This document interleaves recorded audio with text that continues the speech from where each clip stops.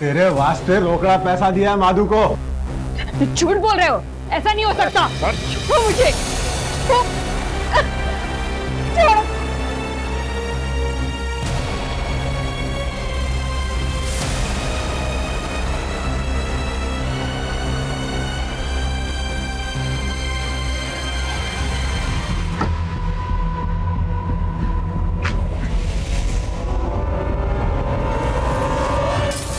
रानी, मेरी मॉम से दूर रहना वरना सर फोड़ दूंगा।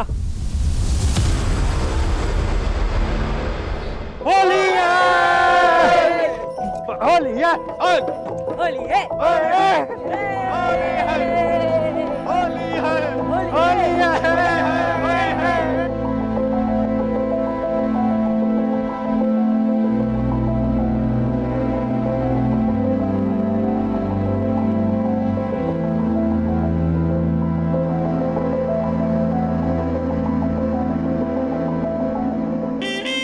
लो बन गई चोरी।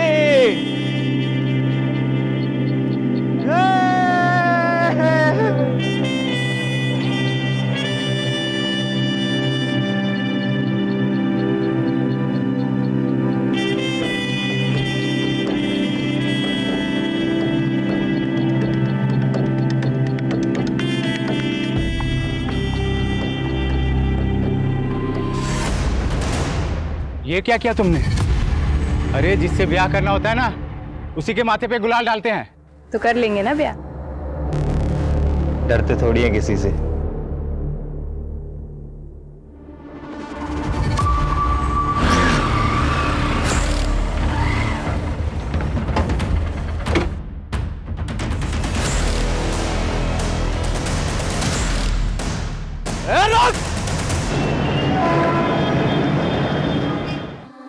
बेगम, होली मुबारक।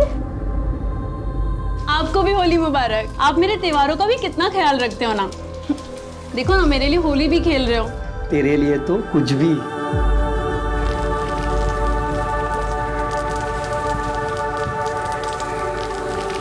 हैप्पी होली।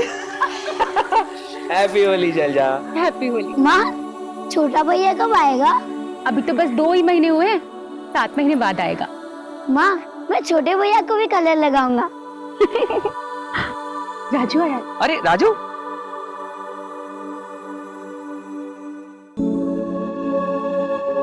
होली की शुभकामनाएं राजू, जीते रहो। होली की शुभकामनाएं साहब। हैप्पी होली राजू। हैप्पी होली सोनू। राजू, आपको भी होली की बहुत सारी शुभकामनाएं। तुम अभी भी स्कूल जा रहे हो या चाय के ठेले पे दिन भर काम करते हो?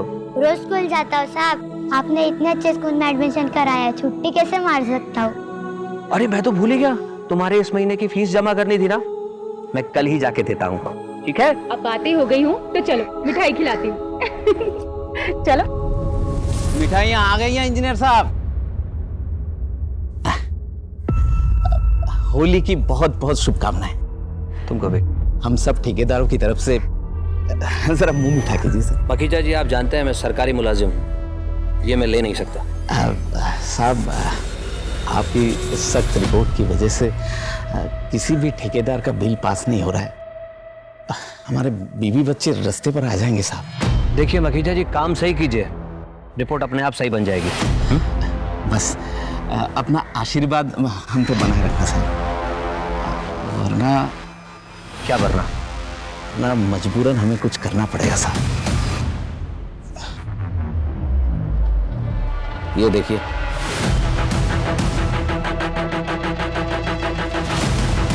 मुझे धमकाने आया? तेरी हिम्मत कैसे हुई यहाँ आने की? तुझे तो मैं देख लूंगा यहाँ से, तुझे मैं देख लूंगा।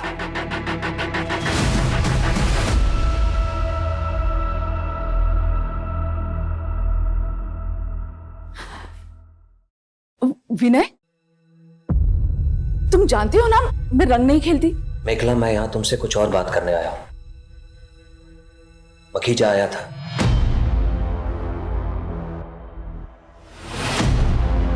ओह नो, अगर वो पिक्चर्स बाहर आ गए तो ऑफिस में इंक्वायरी बैठ सकती है। मेरा सारा रेपुटेशन खराब हो जाएगा, यहाँ तक कि प्रमोशन भी रुक सकता है, और ऊपर से घर परिवार टूट जाएगा। सो अलग विनय, हमें कुछ करना चाहिए। डोंट वरी, चाहे कुछ भी हो जाए तो मैं बदनाम नहीं होने दूंगा, और अगर जरूरत पड़ी तो तुम्हारे लिए किसी भी हद तक जा सकता हूं, कुछ भी कर सकता हूं, कुछ भी। रिलैक्स।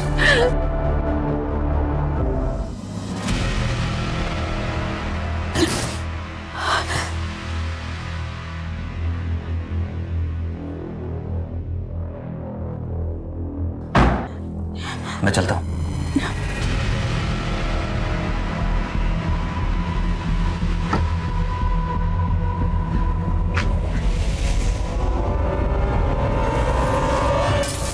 रानी, मेरी मॉम से दूर रहना, वरना सर फोड़ दूंगा।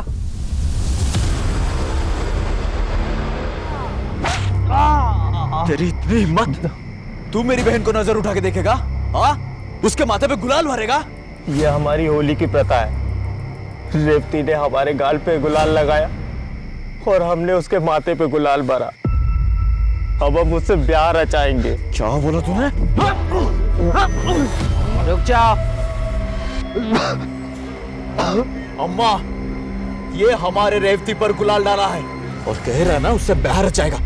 संग्राम, संग्राम ये उन लोगों की परंपरा है, और आज के दिन ना तुम अपने दिमाग को जरा ठंडा रखो। अरे आज होली का त्योहार है। होली खून से नहीं, रंगों से खेली जाती है, समझे? आप सब लोग अपने घर जाइए और खुशी से होली मनाइए।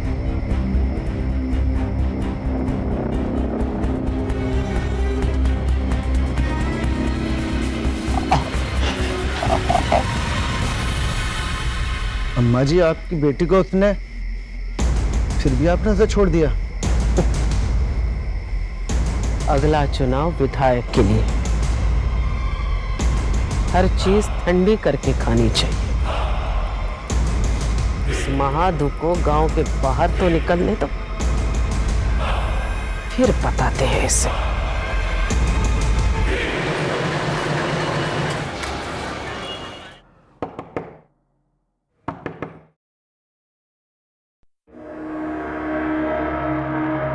फाइल लागू जीजा जी। शैलजा दीदी कहाँ है? जी मैं रेवती, शैलजा दीदी की छात्रा हूँ। वो हमारे गांव आती थी ना पढ़ाने, तभी से उनसे जान पहचान हुई। मैं उनकी फेवरेट स्टूडेंट थी। शैलजा जी आ रही हूँ। अरे रेवती, प्रणाम दीदी। खुश रहो। वो कॉलेज का फॉर्म भरने इंदौर आई, पर मुझे यहाँ का कुछ पता नहीं, इसीलिए आपके पास चली आई। वैसे दी, आप जो फोटो दिखाए थे, जीजा जी तो उससे भी ज्यादा खूबसूरत हैं। वो छोड़ो, ये बताओ कि तुम्हारे घर वालों ने तुम्हें अकेले कैसे आने दिया? 18 साल की हो गई हूँ, कहीं भी अकेले आ जा सकती हूँ। नहीं दी, मेरा पेट भर गया। अच्छे से खा लो, कॉलेज बहुत दूर है। अच्छा तुम जा कैसे रही हो? अरे मैं ऑफिस जाते समय कॉलेज छोड़ दूँ। ठीक है, चलो सोनू, तुम भी जल्दी से खाओ।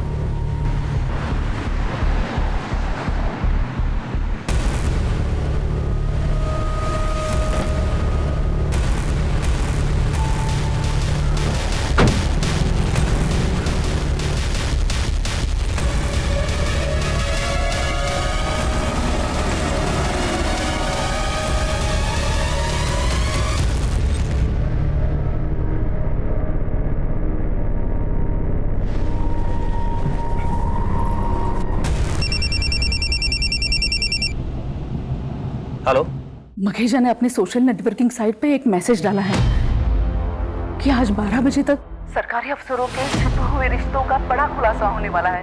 गॉड, ये खुलासा किसी और का नहीं मेखला हम दोनों का होने वाला है। ये पक्का हम दोनों के पिक्चर्स नेट पे अपलोड करने वाला है। कुछ करो विनय, नहीं तो। Mekhala, you don't worry, I will get him.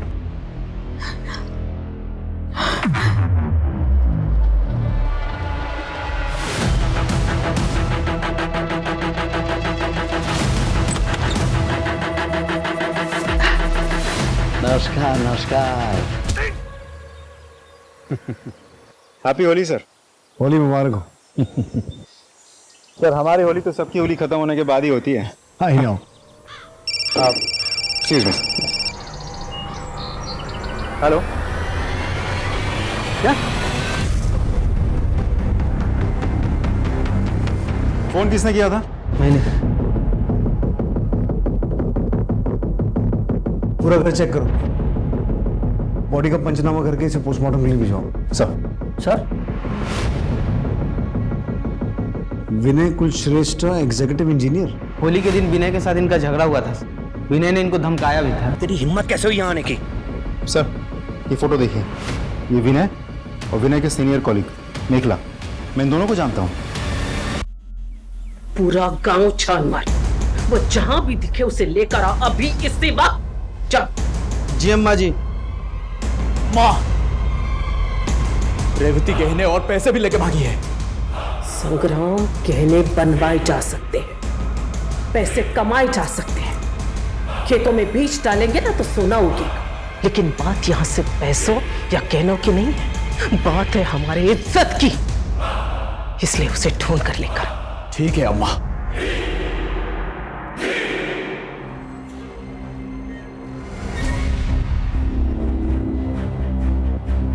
अच्छा, वो पैसे और गहने लेके आई हो? मैं अपने और माँ दोनों के गहने और पैसे लेकर आई हूँ।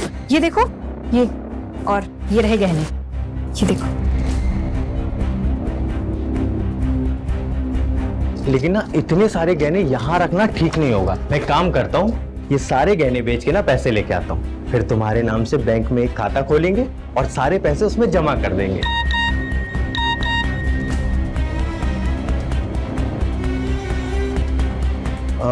अच्छा सुनो ना, हाँ? मेरे ना अभी एक भाई आ रहे हैं, उन्होंने ही हमारी रहने की व्यवस्था की है। मैं एक काम करता हूँ कि गहने बेच के ना पैसे लेके आता हूँ, और तुम्हें भूख भी लगी होगी ना, हाँ। तो तुम्हारे लिए समोसा और जलेबी लेके आता हूँ। ठीक है? अच्छा चल आता हूँ।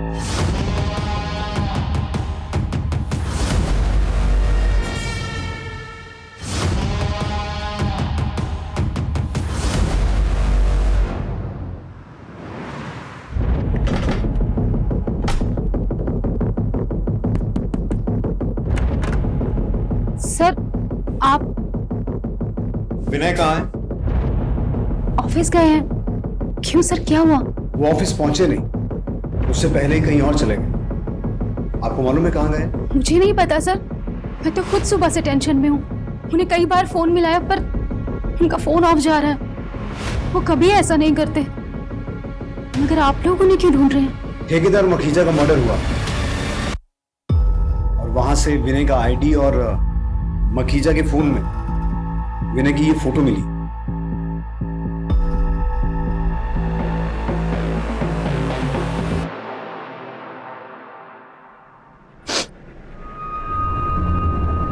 मैंने कभी सपने में भी नहीं सोचा था कि विनय मुझे इस तरह धोखा देंगे। शैलजा जी, मैं समझ सकता हूँ आप पे क्या बीत रही है। विनय अगर घर वापस आते हैं या उनसे कोई कांटेक्ट होता है तो तुरंत हमें इन्फॉर्म कीजिए।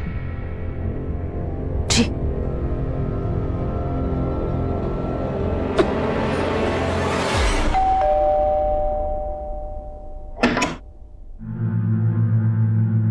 माधु ने भेजा है। जी आइए।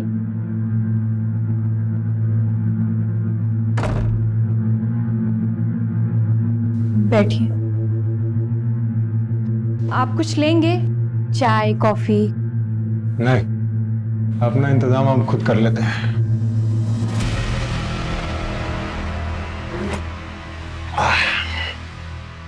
अरे तुम खड़ी क्यों? बैठो ना। ये क्या कर रहे हो?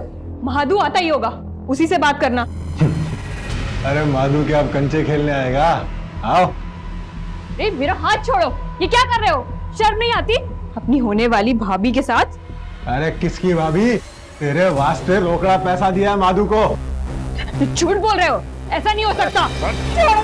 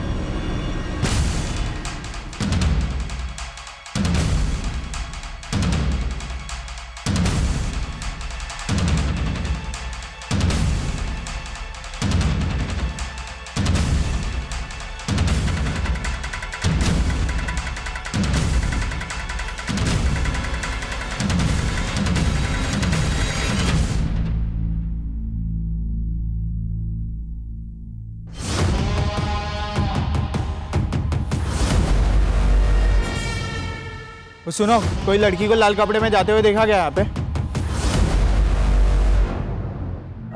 हाँ, अभी अभी एक लड़की ऑटो में बैठकर उस तरफ गई है।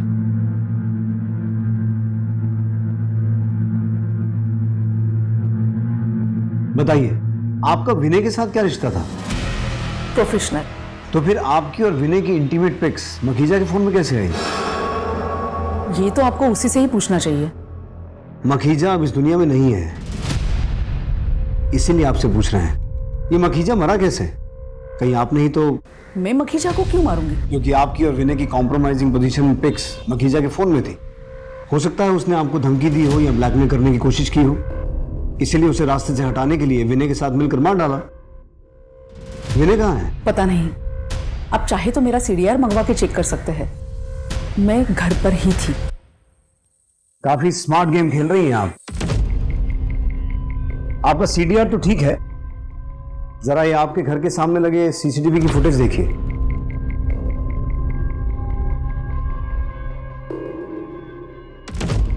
आपके बेटे रोनी की विनय के साथ क्या दुश्मनी थी? पता नहीं किसकी नजर लग गई मेरी बेटी की गृहस्थ जीवन में। ये सब कैसे हुआ बेटा? मुझे तो खुद कुछ समझ नहीं आ रहा। सुबह तो ये ऑफिस के लिए निकले थे और रेवती को कॉलेज छोड़ना था। रेवती कौन है? नानखेड़ा से आई थी माँ। नानखेड़ा?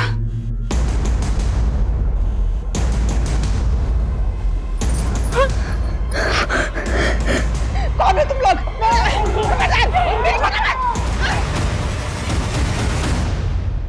रोनी, विनय कहाँ है? How would I know sir? तुमने उसकी कार की हेडलाइट तोड़ी थी, उसे धमकाया भी था। किस लिए? वो हमारा कुछ पर्सनल प्रॉब्लम था। तो उस पर्सनल प्रॉब्लम को खत्म करने के लिए विनय के साथ कुछ किया नहीं ना? नहीं सर। मखीजा का मर्डर कैसे हुआ? I don't know. तुम्हें गुस्सा तो मखीजा पे भी होगा, क्योंकि उसके फोन में वो पिक्स जो थी।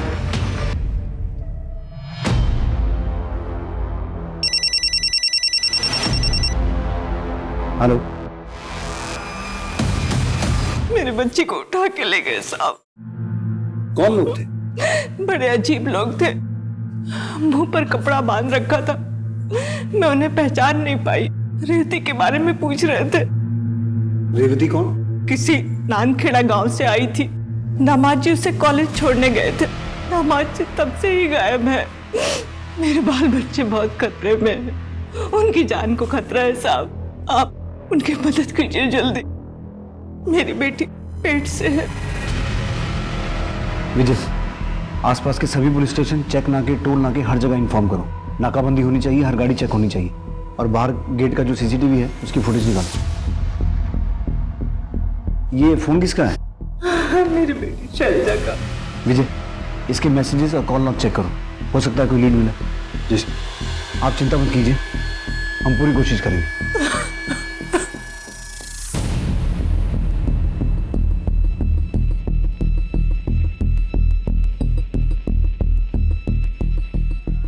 पहले मखीजा का मर्डर हुआ, फिर विनय गायब हुआ, और अब विनय के बीवी और बेटा।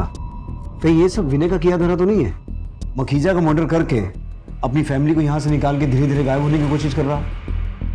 रेवती नानखेड़ा गांव से थी, और ये लोग भी गांव खेड़े के ही लग रहे हैं, चेहरे ढके हुए हैं। कहीं सबके तार रेवती से जुड़े तो नहीं है? विजय, नानखेड़ा पुलिस से रेवती के बारे में और जानकारी निकालो। सर, एक चीज नोटिस की आपने? दिखा रहा हूँ, ये देखिए, गाड़ी में नंबर प्लेट ही नहीं है। जितने भी चेक नाके हैं सबकी सीसीटीवी फुटेज चेक करो। देखो ये गाड़ी कौन कौन से रास्ते से होकर गुजरी है। सर,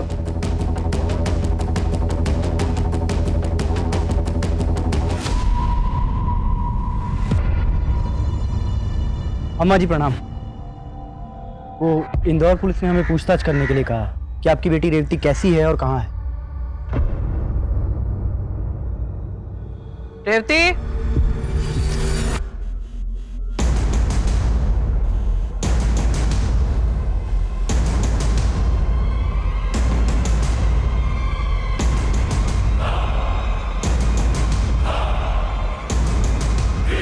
ये रही रेवती। दरोगा तुमसे मिलना चाह रहे थे, पूछ रहे थे तुम हो कैसे। ठीक हो ना तुम? हो गई तसल्ली? जी अम्मा जी, हो सकता है इंदौर पुलिस वालों को कोई गलतफहमी हो गई है। ठीक है, चलता हूँ। प्रणाम।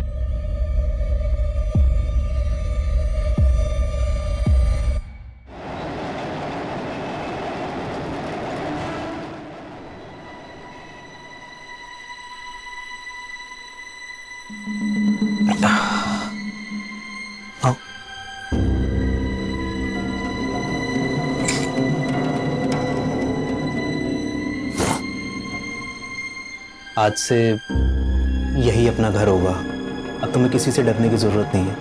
इसे ही हम अपना आशियाना बनाएंगे। लेकिन मुझे यहाँ के लिए कुछ सामान खरीदना होगा। तुम उसकी टेंशन मत लो। मेरा पार्टनर है बिलाल, उसकी बीवी है बिल्लो भाभी, वो तुम्हारी खरीदारी में मदद कर देंगी।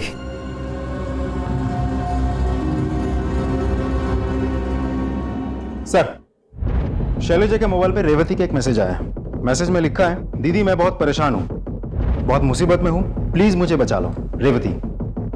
कहीं ये वो नानखेड़ा वाली रेवती तो नहीं है? नहीं सर, ये कोई और रेवती है, क्योंकि नानखेड़ा वाली रेवती अपने घर पे है। और वैसे भी ये मैसेज मुंबई के मोबाइल नंबर से आया है। तो मुंबई पुलिस से कांटेक्ट करो और उन्हें रेवती और इस केस की पूरी जानकारी दो। सर। विनय ने उस दिन रेवती को कॉलेज के बाहर छोड़ा था ना? जी सर। उस दिन की CCTV footage I? Yes sir. ये कॉलेज गेट की सीसीटीवी फुटेज है।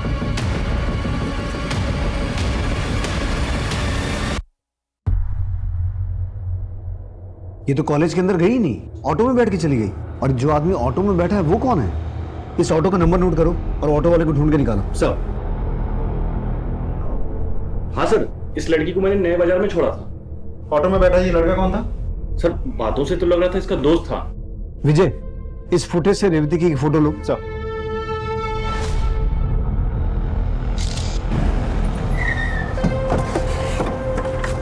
सर यहीं उतारा था, वहां दोनों अंदर गए थे।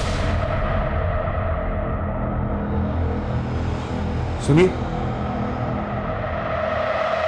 ये लड़की यहां आई थी? जी साहब, ये एक लड़के के साथ में आई थी। बाद में लड़का तो चला गया, फिर ये लड़की भी भाग गई। अगर नानखेड़ा की रेवती अपने घर पे है तो फिर ये रेवती कौन है? और वो लड़का कौन हो सकता है जो इसे यहां लेके आया था? और फिर वो रेवती जिसने मुंबई से शैलजा के फोन पे मैसेज किया था। टोटल 3 रेवती हैं और तीनों किसी न किसी तरीके से इस केस से जुड़ी हुई हैं।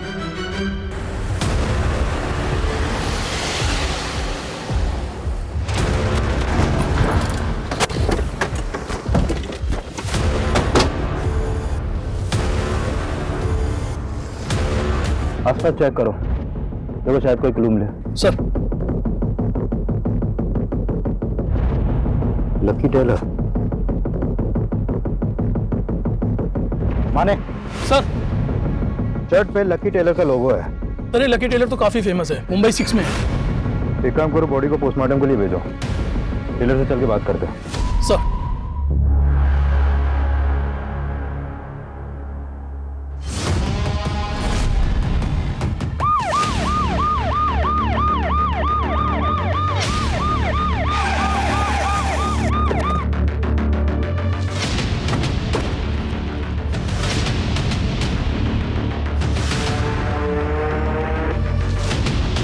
सर, ये तो कोई महादू है, नंदखेड़ा गांव से। नंदखेड़ा गांव से तो रेवती भी है। विजय, इसकी एक फोटो लो और बॉडी को पोस्टमार्टम के लिए भेजो। सर। हाँ सर, यही लड़का था सीसीटीवी वाली लड़की के साथ। हाँ सर, यही लड़का था जो रेवती के साथ आया था। विजय, नानखेड़ा के पुलिस स्टेशन को इन्फॉर्म करो, हम महादू के घर पूछताछ के लिए आ रहे हैं। सर।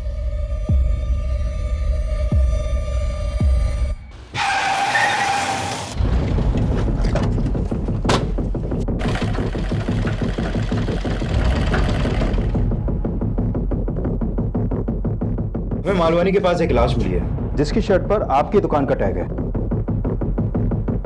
जो भी शर्ट आप बनाते हैं उन सभी शर्ट्स पर 3 अलग अलग रंगों के बटन लगाते हैं आप? नहीं साहब। तो फिर ये क्या है? ये तो बिलाल।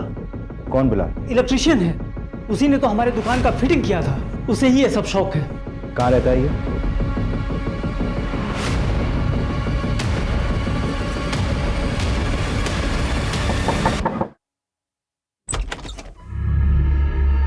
बिलाल का घर है? जी साहब, लेकिन 2 दिन से वो घर नहीं आया। मैं पुलिस स्टेशन आने वाली थी। क्या हुआ साहब? हमें एक डेड बॉडी मिली है और बॉडी अभी पोस्टमार्टम के लिए गई है। यह है बॉडी का फोटो।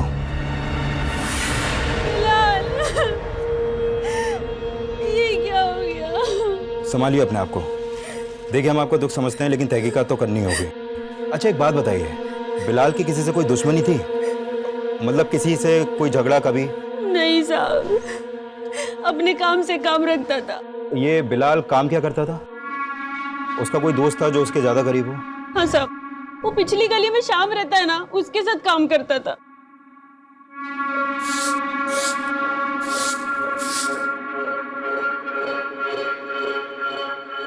जी, ये आपका बेटा है? हाँ साहब, ये हमारा बेटा महादू है। इसकी गलत हरकतों के कारण मैंने इसे घर से निकाल दिया था साहब। क्यों? ऐसा क्या हुआ? कोई काम धाम ही नहीं करता था, बस ताली पी के पड़ा रहता था साहब। आपको क्या लगता है उसके साथ किसी की कोई दुश्मनी थी, लड़ाई झगड़ा? यहाँ गांव में तो नहीं साहब, पता नहीं इंदौर में किसी से दुश्मनी हुई हो। तो उसने आपसे कभी संपर्क तो किया होगा? कभी कुछ बताया कि उसको किसी से खतरा है या ऐसा कुछ? नहीं साहब, हमारी उससे कोई बात ही नहीं हुई है। ठीक है, जैसे ही बॉडी का पोस्टमार्टम हो जाएगा आपको इत्तला करेंगे। आप बॉडी क्लेम कर सकते हैं। जी सर।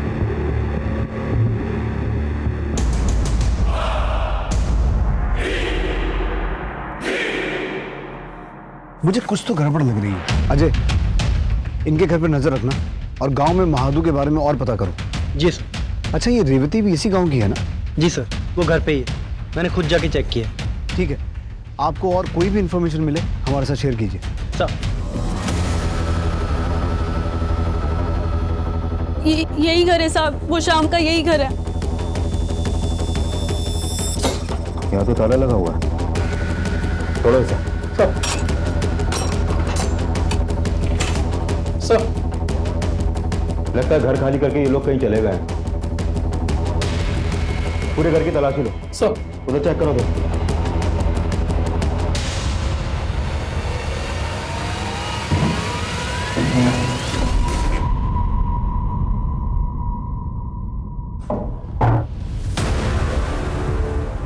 माने सर, ये खून के धब्बे लग रहे हैं मुझे। फोरेंसिक टीम को बुलाओ और ये ब्लड पार्टिकल बिलाल की डेड बॉडी से मैच करके देखो। हो सकता है ये उसी का ब्लड हो। दाल में कुछ काला तो है। पहले मखीजा का मर्डर हुआ, फिर विनय गायब हुआ, सोनू और शैलजा गायब हुए, फिर महादू की हत्या हुई और अब ये 3 रेवती। सर, एक बात मुझे बहुत खटक रही है। अगर मखीजा का हत्यारा विनय है तो क्या मखीजा की हत्या का बदला लेने के लिए किसी ने विनय के परिवार को किडनैप किया, या फिर विनय ने खुद अपने परिवार को किडनैप करवाया और बाद में सब गायब हो गए? अब ये विनय हत्यारा है या खुद विक्टिम है? ये भी तो हो सकता है कि मखीजा का मर्डर किसी और ने किया और विनय को उसके परिवार के साथ किसी और ने किसी और वजह से अगवा किया। पर वो है कौन? और इन 3 रेवती का इस केस से क्या कनेक्शन है? रेवती और शाम के रूम में मिले खून के धब्बे आपके पति बिलाल के ही हैं। साहब, ये रेवती और शाम ने मेरे शौहर को मारा है। आप इन दोनों को जेल में ठूस दो। हमने शाम का फोन सर्विलेंस पे डाल दिया है। जैसे वो फोन ऑन करेगा पकड़ा जाएगा। आपके पास रेवती का कोई नंबर है? नहीं साहब। ये बात समझ में नहीं आ रही है। ये रेवती है कौन? ये आई कहाँ से? और इसका इंदौर की शैलजा से क्या रिश्ता है? एक मिनट।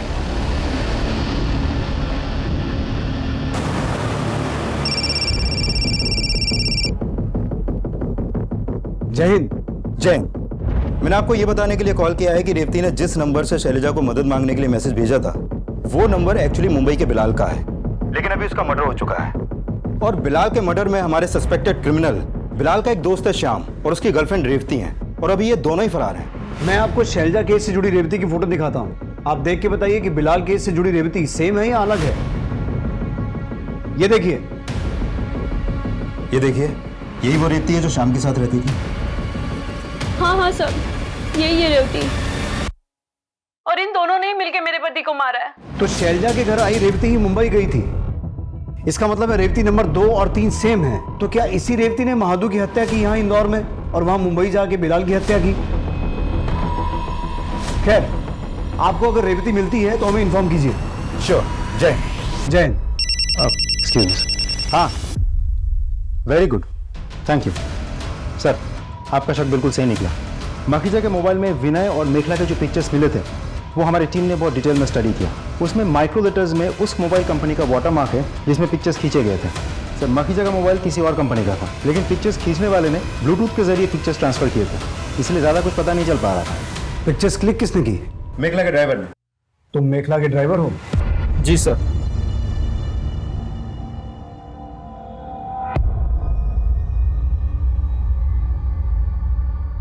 ये फोटो तूने क्यों क्लिक की? सर बताता हूँ सर, मैम कहाँ जाती कब किधर जाती मुझे सब पता होता था। मखीजा सर ने मुझे पैसे दे के बोला मेखला मैम पर विनय सर पे तुम नज़र बनाए रखो, उन्हें ही सर अपने ठेकेदारी में इस काम की ज़रूरत थी। सर मैंने चुपके से दोनों का फोटो क्लिक किया और मखीजा सर को दे दिया। सर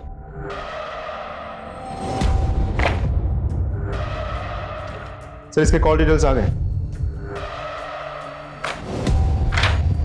जिस वक्त मखीजा का मर्डर हुआ था तो उसके घर के आसपास क्या कर रहा था? कहीं तूने ही तो मखीजा का मर्डर नहीं किया? नहीं साहब, मैं तो मेखला मैम को लेके गया था। लेकिन सर, मखीजा के मर्डर के समय मेखला का फोन तो उनके घर पे था। मेखला का फोन घर पे था, मेखला घर पे नहीं थी। कहाँ गई थी आप? मैं अपने घर पर ही थी। आपके ड्राइवर ने बयान दिया है कि उस दिन वो आपको मखीजा के घर लेके गया था। मेखला जी, आपके घर से लेकर मखीजा के घर तक जितने भी सीसीटीवी कैमरा हैं, हमने सबकी फुटेज मंगवाई है। किसी न किसी सीसीटीवी में आप कैप्चर हो जाएंगे। आप पढ़ी लिखी महिला हैं। यहाँ तो बड़े बड़े क्रिमिनल्स पुलिस की मार सह नहीं पाते और सच उगल देते हैं। अब सोच लीजिए आपका क्या होगा। नीतू, इन्हें तब तक मारो जब तक ये सच न बोले। मैं सब सच बताती हूँ। I am sorry. मैंने मखीजा को जानबूझकर नहीं मारा। उसने दोपहर 12 बजे सोशल नेटवर्किंग साइट पे हमारे पिक्चर्स वायरल करने की बात लिखी थी। मैं डर गई थी। उससे यही रिक्वेस्ट करने के लिए मैं उसके घर पर गई, लेकिन उसने वहां बदतमीजी की। मैं बहुत गुस्से में आ गई और वहां पर पड़ा एक फ्लावर वास उठाया और उसके सिर पे मारा। जख्म बहुत गहरा था और मखीजा की वहीं पर डेथ हो गई। मैं डर गई थी। मेरे समझ में नहीं आ रहा था कि मैं क्या करूं। मैंने जैसे तैसे अपने आप को कंट्रोल कर लिया। ये सोच लिया कि जो होना था सो हो गया। मुझे एक आइडिया आया, अगर इस मर्डर का ब्लेम विनय पे आता है तो उसकी वाइफ को हमारे रिश्तों के बारे में पता चलता और वो उसे छोड़ देती। फिर मैं विनय के साथ शादी कर पाती। मैंने विनय को प्रमोशन देके उसके लिए एक आईडी कार्ड बनवाया था। उसे सरप्राइज देना चाह रही थी, तो वही आईडी कार्ड मैंने मखीजा के डेड बॉडी के पास रखा। आपने अपने ही बॉयफ्रेंड को मर्डर केस में फंसाने की कोशिश की? वो तो बस थोड़े दिनों के लिए ही फंसा ना, क्योंकि वहां पर ना तो विनय की फिंगरप्रिंट्स थे और ना ही कोई सबूत था, क्योंकि विनय वहां पर गया ही नहीं था और उसने मर्डर किया ही नहीं था। तो वो बस थोड़े दिन में ही बच निकलता। अभी कहाँ है विनय?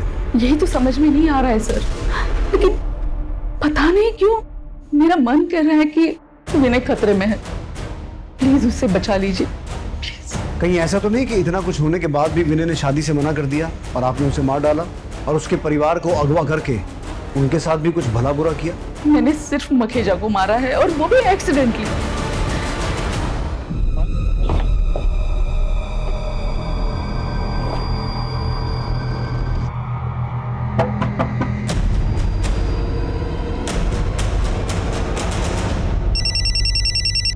जय हिंद। बोलिए। जय हिंद। हमने रेवती को पकड़ लिया है। रेवती, तुम्हारे चक्कर में इतने सारे कांड हो गए, अब सब कुछ साफ साफ बताओ। तुम दोनों ये बताओ कि बिलाल को क्यों और कैसे मारा?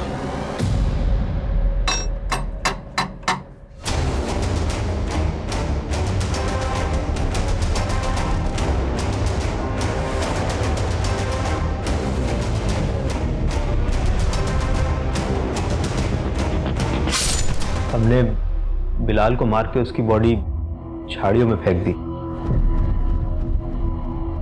तुम नामखेड़ा के महादू के साथ यहाँ इंदौर में क्या कर रही थी और शैलजा के घर कैसे पहुंची? सर, मैं नानखेड़ा की सरपंच अम्मा जी की बेटी हूँ। क्या? जी।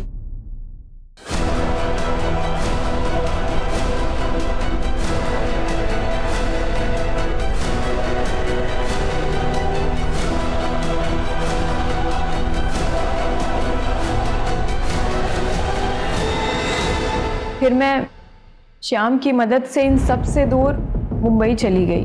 तो तुम सिर्फ थोड़ी देर छिपने के लिए शैलजा के घर गई थी और फिर मुंबई चली गई। यहाँ पहले विनय गायब हुआ, फिर शैलजा और सोनू गायब हुए, महादू का मर्डर हो गया। क्या शैलजा दीदी की पूरी फैमिली गायब हो गई? हे भगवान, कहीं मेरी अम्मा जी को ये पता तो नहीं चल गया कि मैंने उनके घर में आश्रय लिया था और अम्मा जी ने ही तो उन्हें।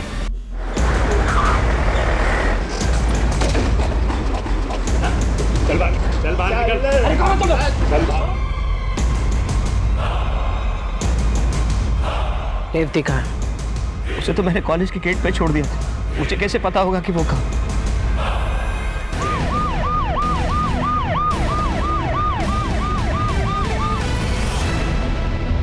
आपके घर की तलाशी लेनी है, वारंट दिखाओ। ये आज की सरपंच और आने वाले कल की विधायक जी का घर है, यहाँ वारंट कुछ नहीं चलता। चलो निकलो यहाँ से। मैं वार्निंग दे रहा हूँ, अगर पुलिस के काम में दखलंदाजी की तो मुझे गोली चलानी पड़ेगी। ए दरोगा, क्यों मेरे हवेली की तलाशी लेना चाहते हो? आपकी बेटी रेवती कहाँ है? तो घर पे। बुलाइए। Revati,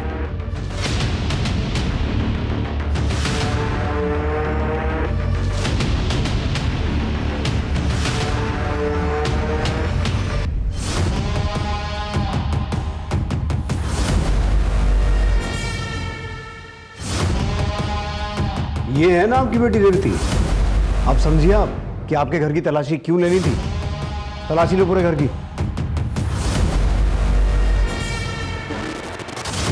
sir,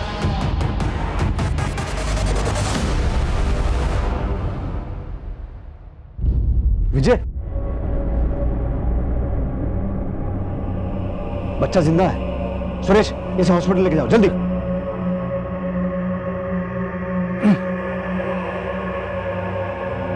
sir. दीदी, दीदी,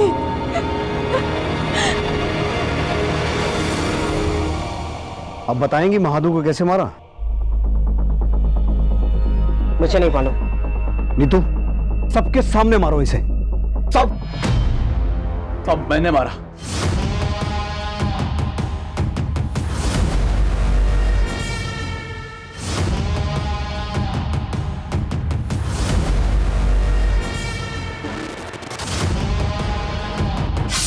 हमारे खानदान की इज्जत का सवाल था, इसलिए मार दिया।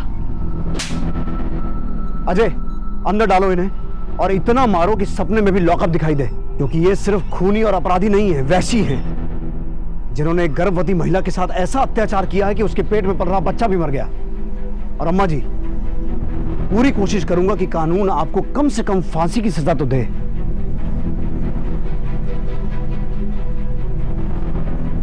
आप सब भी जाइए यहां से। देखा रेवती, तुम्हारे एक झूठ ने कैसा खेल रच लिया। मैं मानता हूं तुम्हारे साथ भी बहुत कुछ गलत हुआ है, लेकिन तुम्हारे उस एक झूठ ने कई जिंदगियों का सच बदल दिया। विजय, इसे भी ले चलो। पुलिस ने पुख्ता सबूतों और गवाहों के साथ अपराधियों को कोर्ट में पेश किया और उन्हें सजा दी गई, लेकिन ये कहानी यही खत्म नहीं होती है। अम्मा जी और संग्राम ने अपने खानदान की इज्जत बचाने के नाम पर जो अपराध किए, उसका समर्थन करने वाले बहुत से लोग इस समाज में मौजूद हैं, जो आज भी ये नहीं मानते हैं कि जन्म और जात पात का भेदभाव करना गलत है। हम सब इंसान ही हैं, और जिस दिन हम किसी भी इंसान को उसके जन्म से नहीं बल्कि उसके कर्मों से जज करना शुरू करेंगे, तो शायद उसी दिन से बहुत सारे अपराध अपनी जड़ से ही मिट जाएंगे। दोस्तों, कोरोना वायरस से बचाव के लिए सरकार और प्रशासन ने कई कदम उठाए हैं।